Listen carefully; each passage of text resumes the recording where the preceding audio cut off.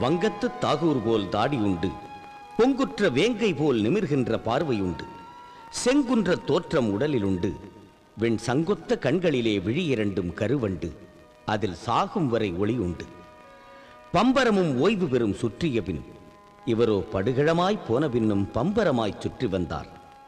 எரிமலையாய், சுடுதழலாய், இயற்கை கூத்தாய், எதிர்ப்புகளை நடுங்க வைக்கும் இடியொலியாய், இன உணர்வு தீப்பந்த பேரொளியாய், இழிவுகளை தீர்த்து கட்டும் கொடுவாளாய், இறைவனுக்கே மறுப்பு சொன்ன எங்கர்சாலாய், எப்போதும் பேசுகின்ற ஏதென்ஸ் நகர் சாக்ரட்டீஸாய், ஏன் என்று கேட்பதிலே வைர நெஞ்ச வால்டேராய் எம் தந்தை பெரியாரும் வாழ்ந்திட்டார்.